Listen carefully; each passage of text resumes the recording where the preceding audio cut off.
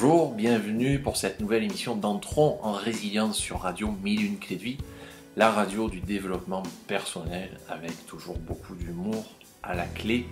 Aujourd'hui, nous avons le plaisir d'accueillir l'auteur et conférencière.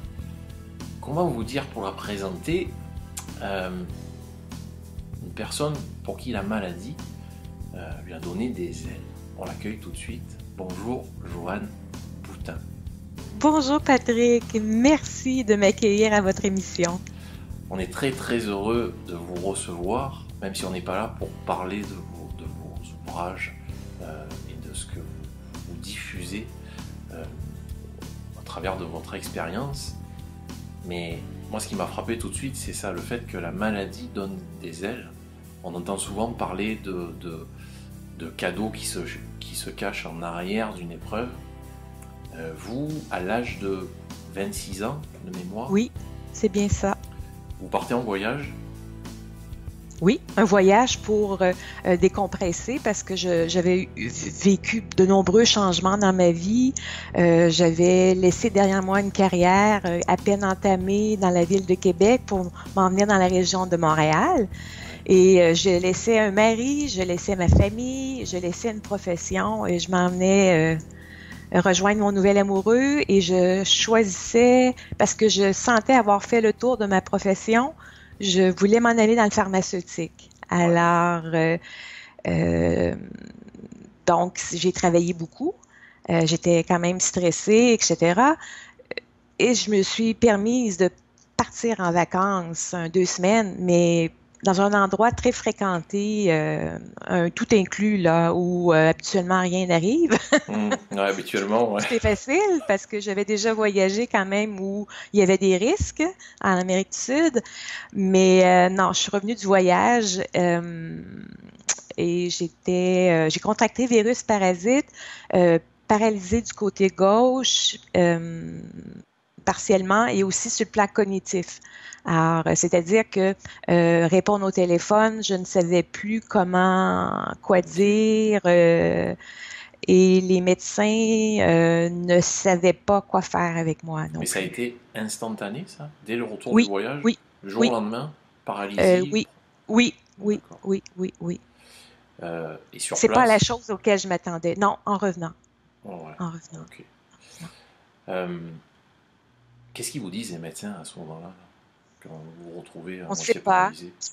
on sait pas. J'ai fait la tournée pas mal des différentes spécialités, mais là c'était différent. Avant j'étais celle qui était en arrière du bureau. Là je devenais la personne qui était de l'autre côté, et j'ai bien vu que c'était inconfortable parce que quand on n'a pas d'étiquette dans le système, c'est-à-dire un diagnostic, on n'a pas de service, aucun service. Or, j'ai souvenir que à l'hôpital, pour mes transferts, j'avais pas de fauteuil roulant. On me donnait aucune information parce que j'étais pas dans une structure. Or, je me souviens que mon copain avait emprunté un fauteuil roulant de l'urgence que j'ai remis 1 an plus tard seulement pour me dépanner. Alors, c'est pour vous dire que je ris aujourd'hui de ça, mais c'est quand même, dans les faits, c'était pas drôle parce que qu'est-ce qu'on fait avec ça? Comment je peux fonctionner? Je ne peux pas marcher pour me rendre jusque-là. Personne ne me dit quoi faire. Je connais rien, moi, au domaine de... Moi, je suis nutritionniste de formation. Je suis pas dans le domaine de la réadaptation. C'est 2 disciplines complètement différentes. Alors justement, au niveau de votre formation, il y a quelque chose qui m'intrigue par rapport à votre biographie. Vous étiez nutritionniste de formation, mais oui. Le rapport avec diététiste, oui. J'écorche pas le nom, là. C'est la même chose, hein? Au Québec, c'est la même chose. Ok. Mais vous étiez en phase de devenir nutritionniste à ce moment-là, quand ce voyage est arrivé?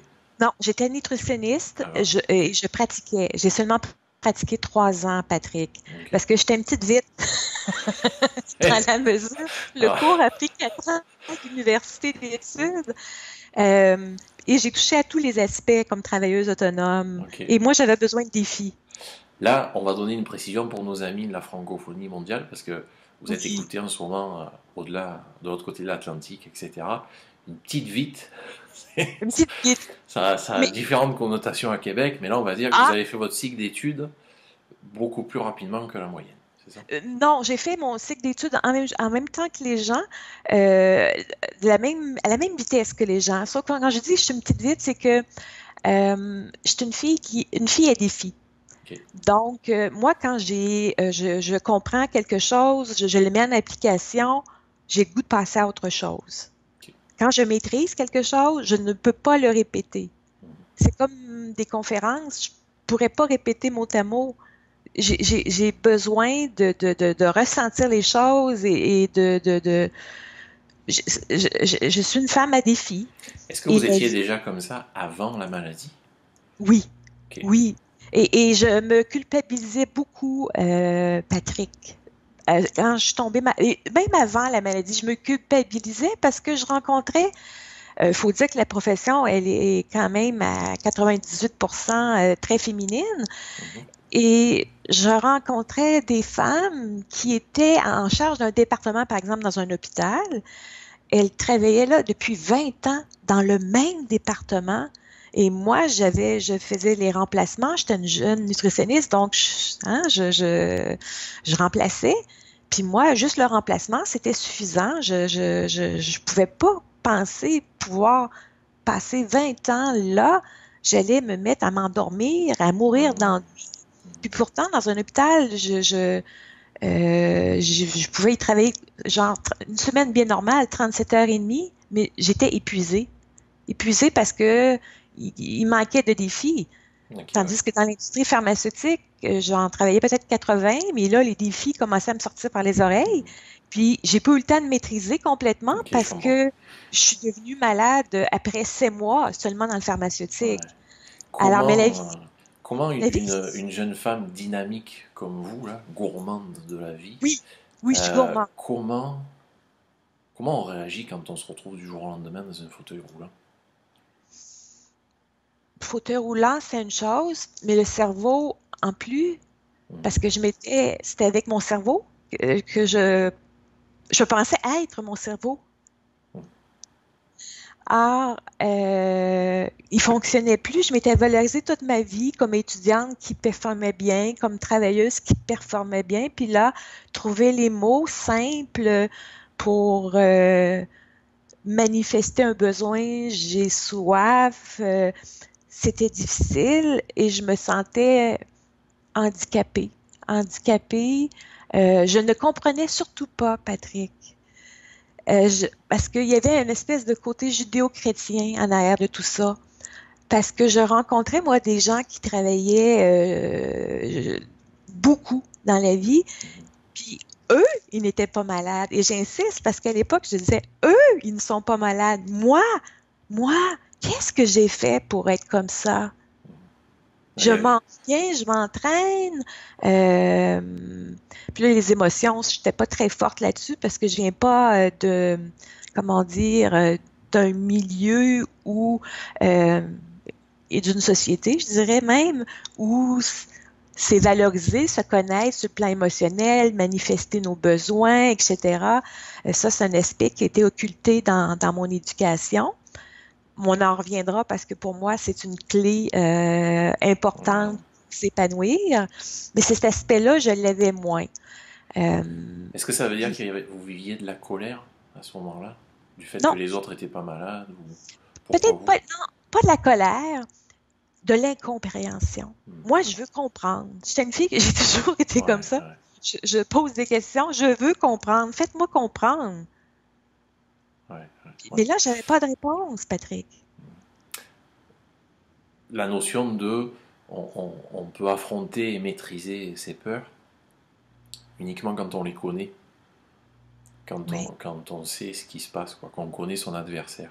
Là, on a bien compris, euh, rassurez-moi les amis qui écoutaient en ce moment, je suis pas tout seul en tout cas à avoir compris ça, vous n'aviez pas de diagnostic posé. C'est très anxiogène de Ok, pas savoir. Et je me suis ouais, dit, est-ce que c'est moi qui... Parce que je viens quand même du domaine médical. mhm, Puis, quand on n'a pas de diagnostic, souvent, on envoie ça dans la cause psychiatrique. ouais. euh, trop d'un système de conversion, puis là, ensuite, on se lave les mains, puis, vous Ouais. comprenez? Mais je comprenais pas, Ben, j'étais c'est notre saine d'esprit. société. Faut qu'on entre dans des cases. Oui, Puis quand il n'y a pas de oui, cases, ben voilà. Hein? c'est anxiogène, de un, Ouais. parce qu'on ne sait pas ce qu'on a, Mhm. et de deux, parce qu'on n'offre pas de service à ce moment-là, même si les besoins sont là criants, on n'en offre pas de service. Mhm. Comme je vous ai parlé de l'anecdote du fauteuil roulant, Ouais. mais c'est à tous les niveaux, là. Et en même temps, dans la société, puis chers amis, il y en a peut-être qui vont se reconnaître dans ce que je vais dire, on le sait, il y a des gens qui ne veulent pas savoir. Qui ne veulent pas savoir. Ouais, s'ils sont malades, si... il y a des gens Ah, qui ne ça, veulent pas savoir. OK. Vous, on a compris que vous étiez plutôt dans l'autre catégorie, Oh et oui, malheureusement, vous oui, parce qu'on n'aviez peut pas de agir, réponse. souvent, on peut agir, Ouais. et ça enlève de l'anxiété, Patrick. Mhm.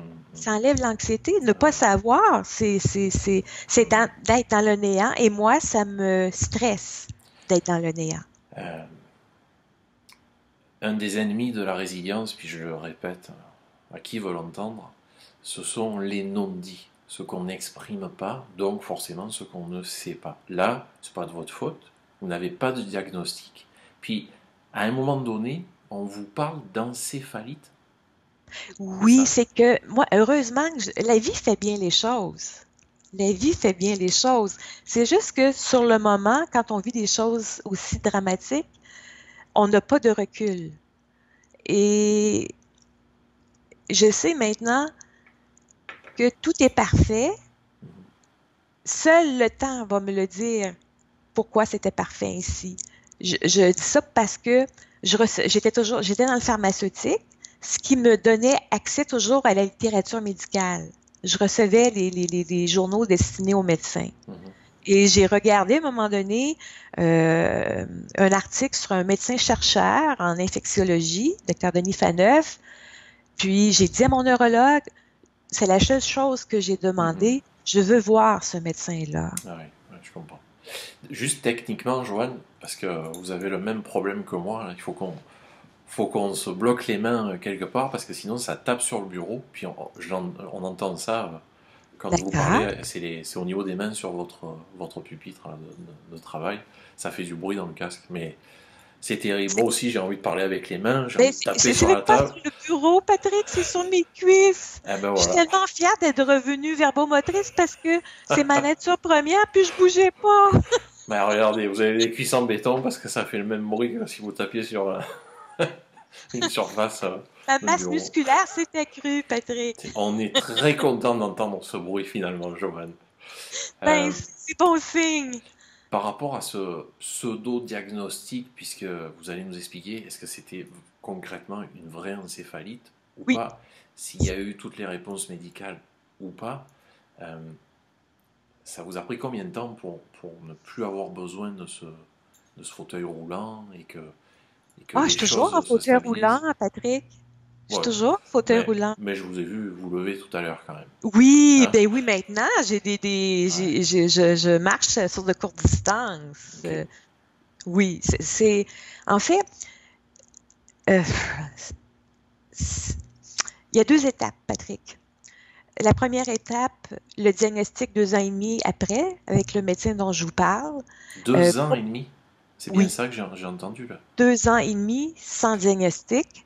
Et ce D'accord. médecin-là, il n'y avait pas beaucoup plus. Il y avait des éléments de réponse, Mhm. mais il n'avait jamais vu de cas comme moi, c'est-à-dire atteinte sur ce plan musculaire, mais aussi système nerveux, les deux combinés ensemble. Il n'avait jamais vu, c'était soit l'un, soit l'autre. Donc, c'était Ok. comme j'avais gagné une sorte de loterie.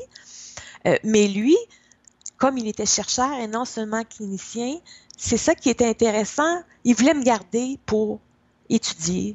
Et moi, ben, j'étais bien heureuse parce que au moins quelqu'un qui me donne des éléments de réponse.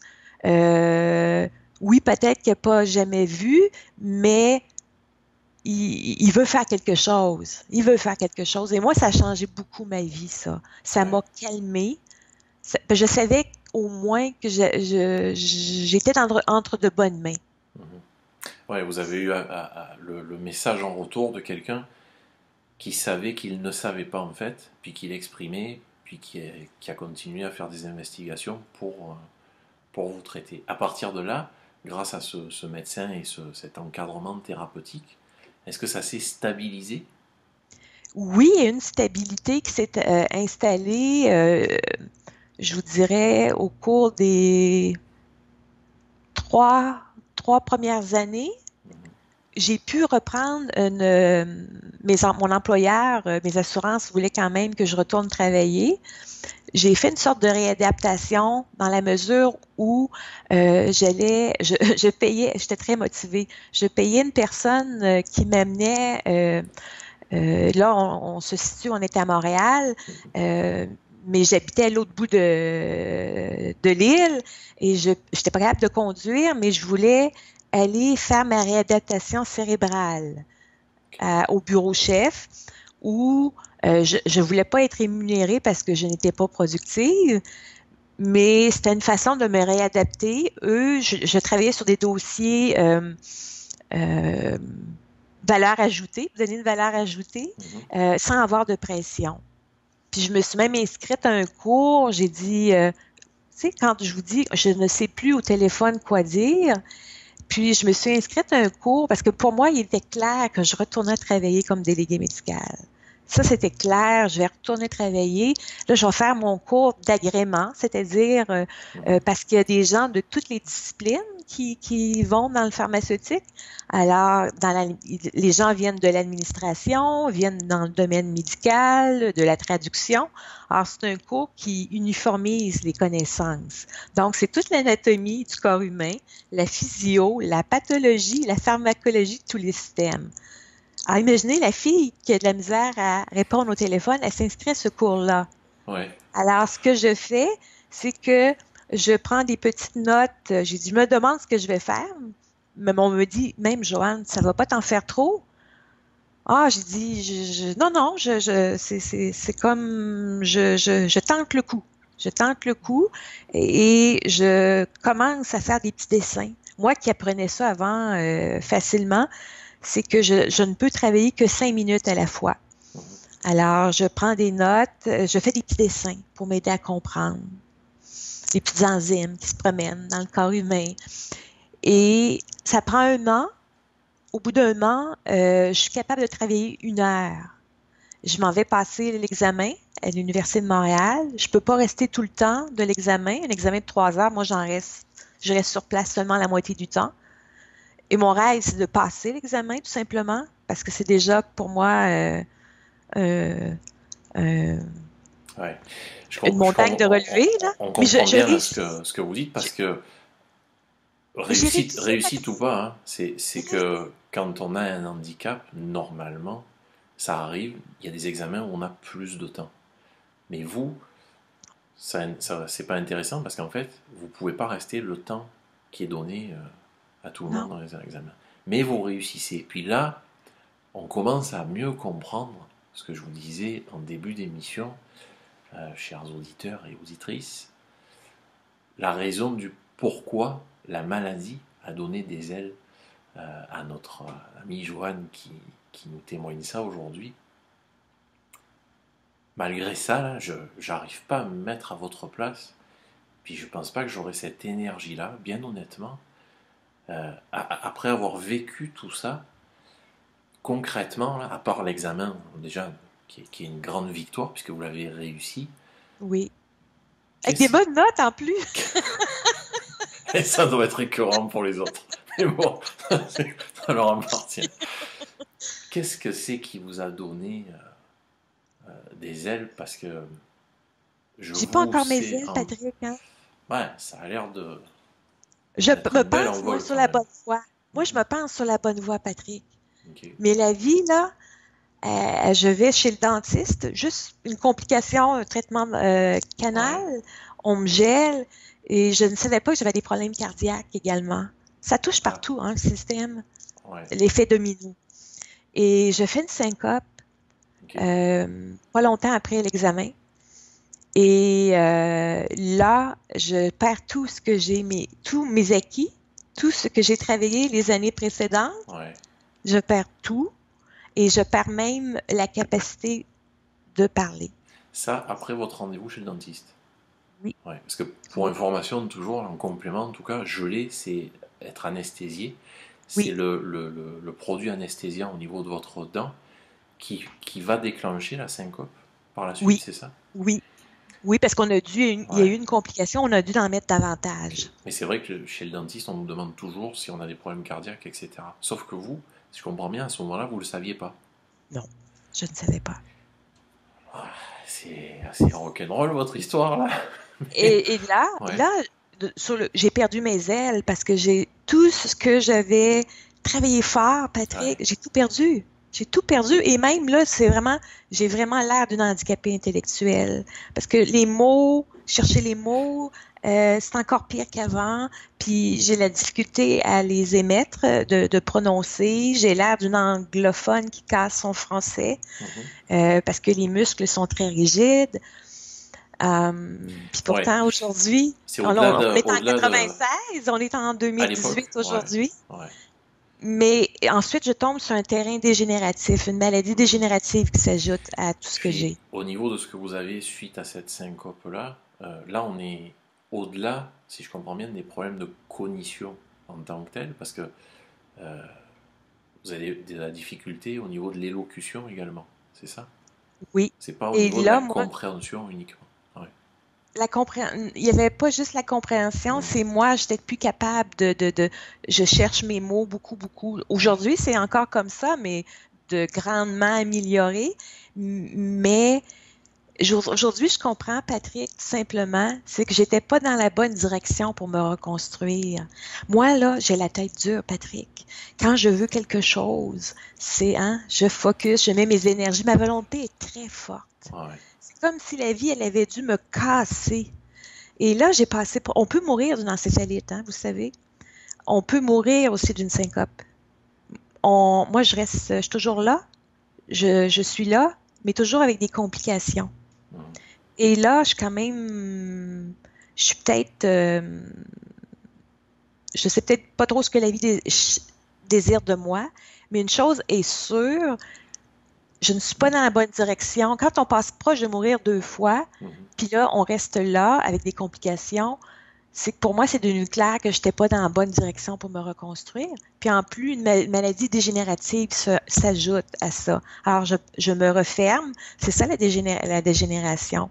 On se ferme, les mains plient, puis euh, voilà, on perd tout tonus, puis on paralyse Ça veut dire et que même dans les complications où vous viviez et vivez, en fait, vous trouvez des signaux pour vous indiquer que c'est la mauvaise direction. oui, Ok, oui. Je sais pas trop où la vie veut m'amener, mais je sais que c'est pas la bonne direction. Elle veut pas que je sois déléguée médicale.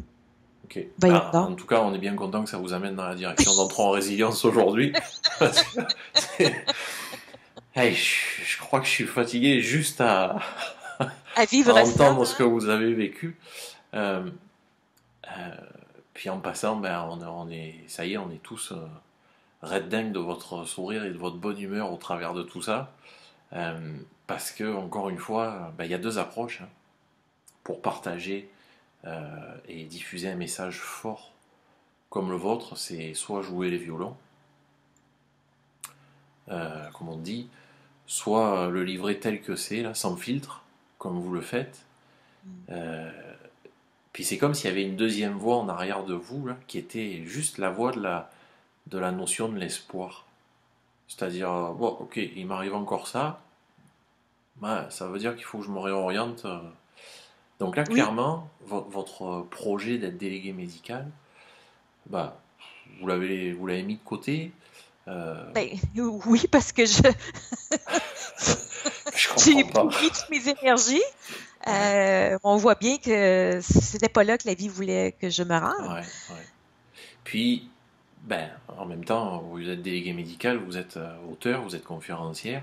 J'espère vraiment qu'on aura l'occasion d'en parler dans un des deux autres formats d'émission, livre à lire ou à découvrir, parce que vous pouvez, vous êtes la bienvenue dans les deux, puisque vous avez du contenu vraiment à valeur ajoutée pour ces deux types d'émissions, au-delà de votre histoire personnelle, parce que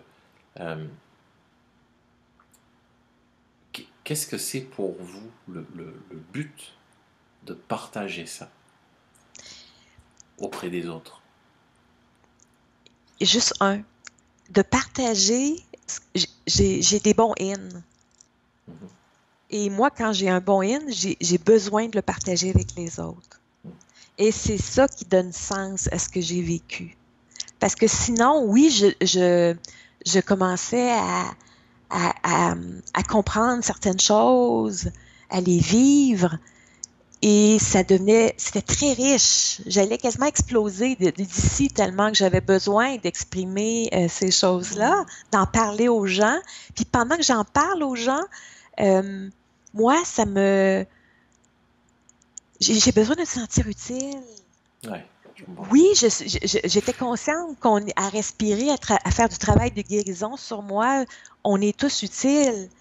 Mais comme humaine, comme être humain, j'avais besoin d'apporter ma contribution à la société.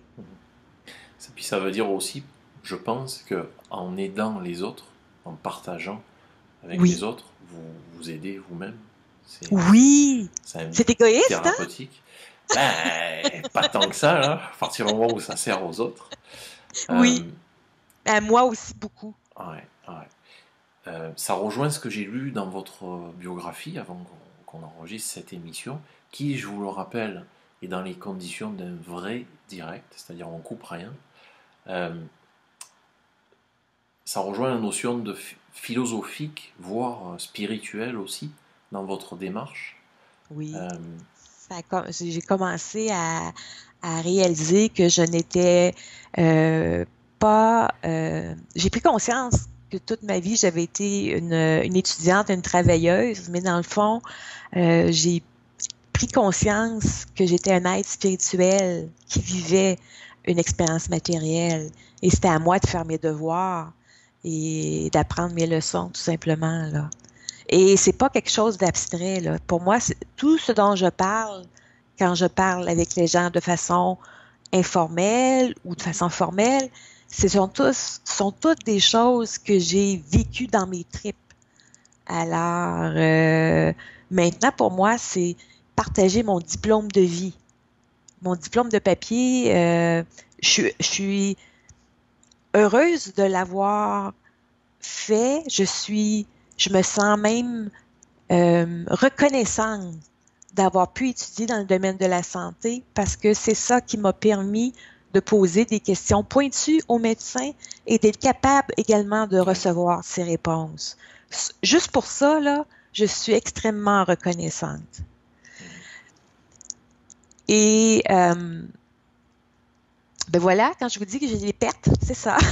Ouais, genre, par chance, on est dans un moment où je vous ai suivi, où on vous suit.